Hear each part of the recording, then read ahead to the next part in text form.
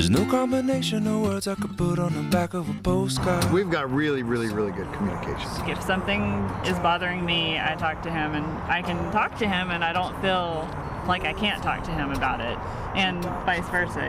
If he has something that's bothering him, he talks to me about it. A release for most of the questions in my heart, like why are we here and where do we go, and how come it's so hard? It's not always easy and sometimes life can be deceiving. I'll tell you one thing, it's always better when we're together. It's always better when we're together.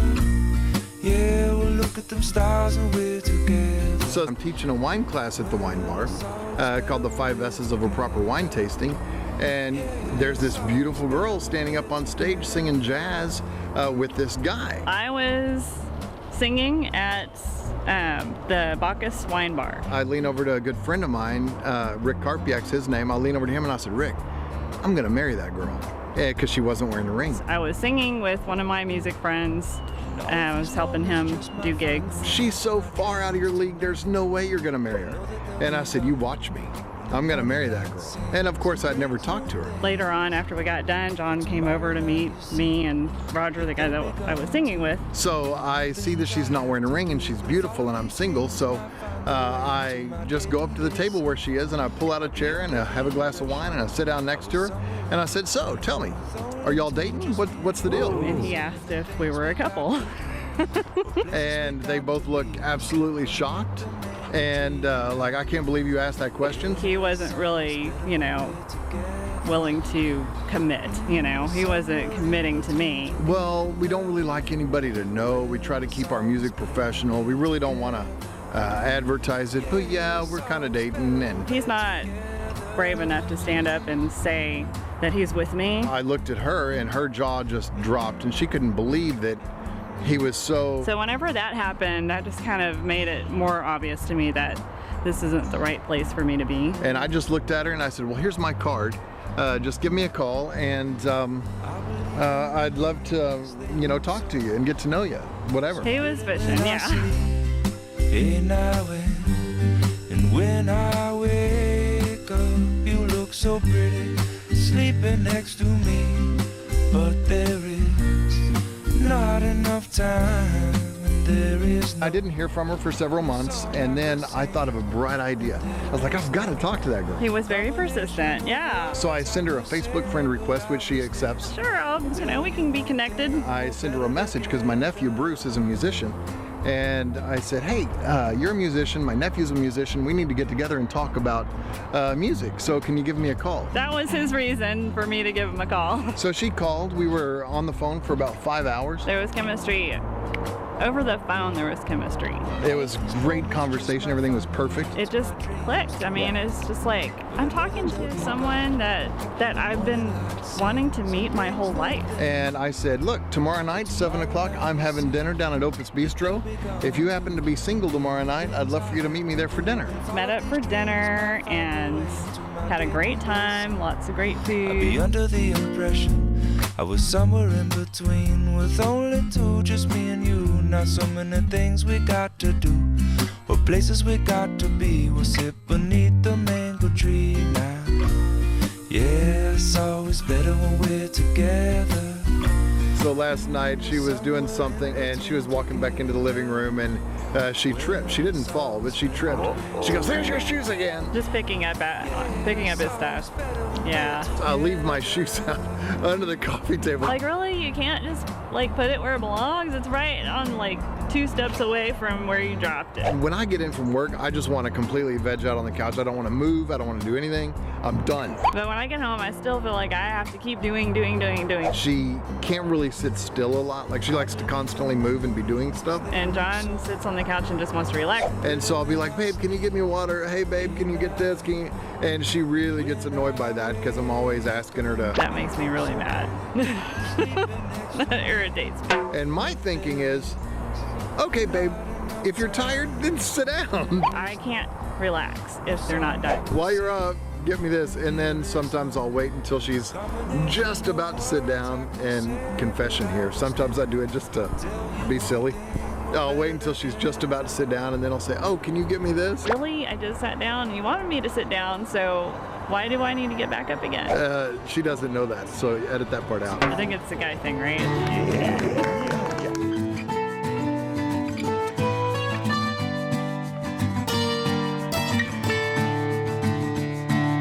Give me more loving than I've ever had. Make it all better when I'm feeling sad. Tell me that I'm special even when I know I'm not. Oh my gosh. Yeah, she has a lot of shoes, and she keeps them in the closet. I would say I have probably less than most women who have lots of shoes. But she still has them in the same box that she bought them in. I feel like I don't have enough shoes. Some of them have never even been worn, I think. It's an outfit thing. It's definitely a style and fashion. I'll see all these shelves with all these shoe boxes, and I'm like, Well, I store them in the boxes that they come in. I mean, she always wears like the same 2 or 3 pairs of shoes. Like, that's all I ever see her in. There's a few dressy shoes that I don't get to wear very often. She's a shoe fetish. Yeah, she has a shoe fetish. What is a fetish anyway? And then purses too, but she has this one Vera Bradley purse. He got me a Vera Bradley. Personally, I think it's like the ugliest fabric there is. It's a cute little bag, and it's functional. Ugly, ugly design. Kind of florally, you know. So she's got this one purse. It doesn't matter if she's dressed up. It doesn't matter if she's in shorts and a t-shirt. Flip-flops, bikini, doesn't matter. Kind of stuff you'd see quilted, basically. I wouldn't be surprised if she was carrying it on our wedding day. They're quilted purses. My number one annoyance, it's that dang purse, okay? Okay, well, he needs to buy me one then. Say those 3 words, and that's what I'll do.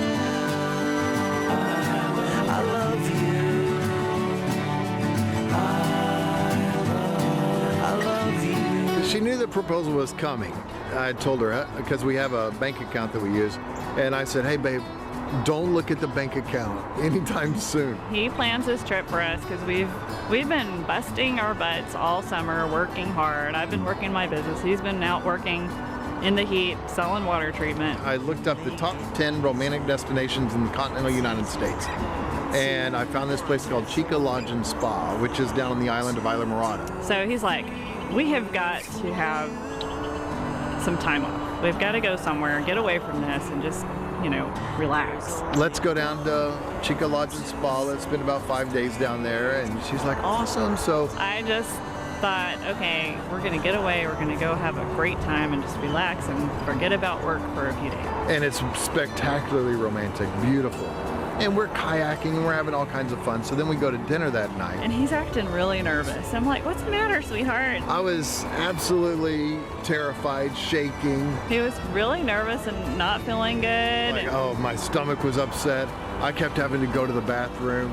We're just going to dinner. Oh my gosh, I'm freaking out. I'm freaking out. I'm about to sign my life away. I was worried about him. Like, are you okay? But there's nobody else I'd rather give it to. She's amazing. Why is it that you didn't want me to look at the bank balance? I just asked him that. I'm like, what is that all about? And I said, okay, you're about to find out. And then we walk out towards Spa Island. We're walking hand in hand and we go up there. She sees this heart shape and rose petals in the champagne bucket and the tiki torches in the waterfall. And I'm like, oh my God.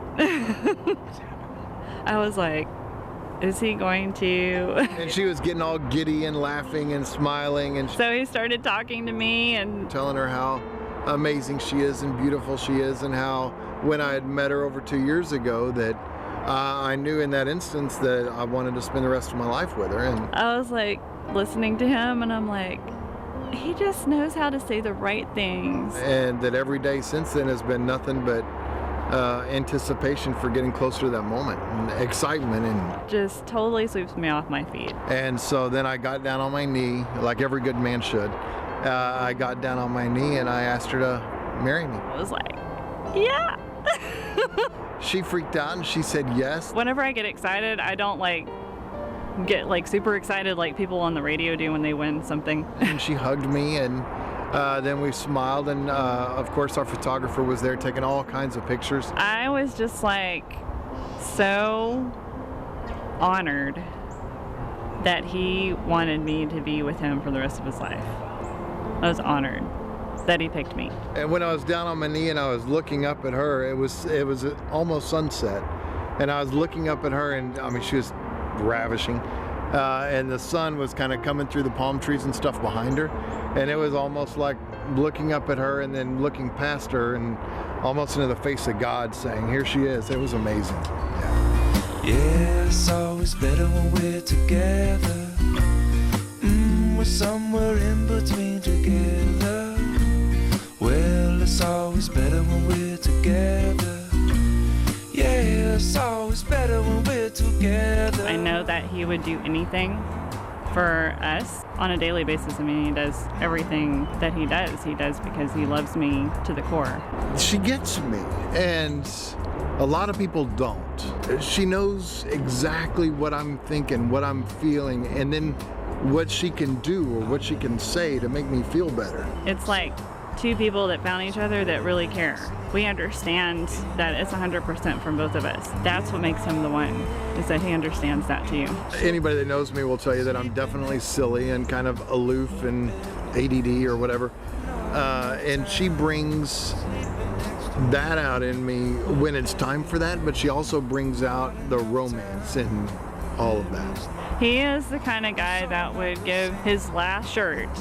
I knew that I had this goodness to me, this general goodness, but I never had somebody by my side that would help really bring it out in every area. He confirms that I am good enough for him and that I don't really have to change anything about myself. She inspires me to do better and be more, and she's my teammate. I mean, and I look forward to going through my life with her.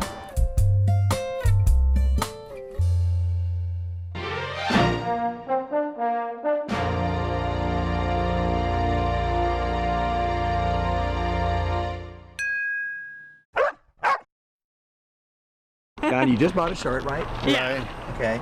And I just got coffee on it. Yeah. I do that all the time. She always gets on to me for wearing white. She is. What? You're the worst driver. I don't think so. What are you saying? Well, she's very conservative and I'm very aggressive. So that makes me the worst driver? Well, I think I told you I loved you. And then I told him I loved him back. Yeah. So you answered. Yeah. I mean, how could you not? Look at this. I need to get coffee-colored shirts. That's what I need to do.